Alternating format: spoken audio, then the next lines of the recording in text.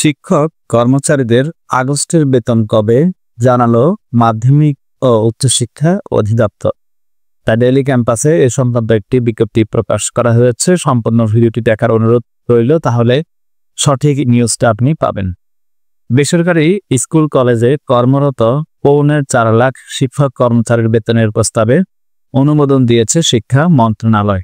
আগামী বৃহস্পতিবারের মধ্যে তারা আগস্ট মাসের বেতন ভাতা পেতে পারেন।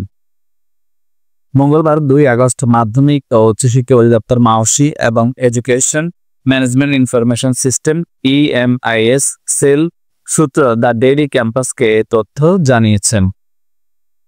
নাম অপ্রকাশিত রাখার শর্তে মাওসির এক কর্মকর্তা বলেন, শিক্ষা মন্ত্রণালয় থেকে শিক্ষক কর্মচারীদের আগস্টের বেতনের জিও হয়েছে। এখন আমরা EMIS থেকে আইব্যাসে তথ্য অনলাইনে পাঠাবো।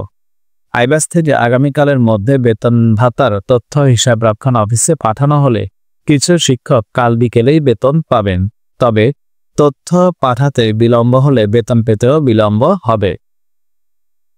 এর আগে গত বৃহস্পতিবার মাধ্যমিক ও উচ্চশিক্ষা অধিদপ্তরের মাওসি আওতাধীন এমপিওভুক্ত 3,75,660 শিক্ষক কর্মচারীর আগস্ট মাসের বেতন ভাতার প্রস্তাব শিক্ষা মন্ত্রণালয়ে পাঠানো হয়। এর মধ্যে স্কুলের 2,89,200 জন ও কলেজের 86,460 জন শিক্ষক কর্মচারী রয়েছেন। মাওসি সূত্রে জানা গেছে, প্রতিষ্ঠান প্রধানদের অনলাইন বিল দাখিলের পর তা যাচাই বাছাই শেষে অর্থ মন্ত্রণালয়ের সঙ্গে সমন্বয় করে এই পরিমাণ অর্থ ছাড়ের ব্যবস্থা করা হয়েছে। অর্থ মন্ত্রণালয় চূড়ান্ত অনুমোদনের পর সেপ্টেম্বরের শুরুতেই শিক্ষক কর্মচারীদের এই বেতন ভাতা ব্যাংকে পাঠানোর পরিকল্পনা রয়েছে। উল্লেখ্য, এমপিওভুক্ত শিক্ষক কর্মচারীদের বেতন ভাতা নিয়মিত প্রদান নিশ্চিত করতে সরকার ডিজিটাল বিল দাখিল ও অনুমোদনের প্রক্রিয়া চালু করেছে, যার ফলে এখন বেতন ভাতা প্রক্রিয়াকরণ আরও দ্রুত ও স্বচ্ছ হচ্ছে।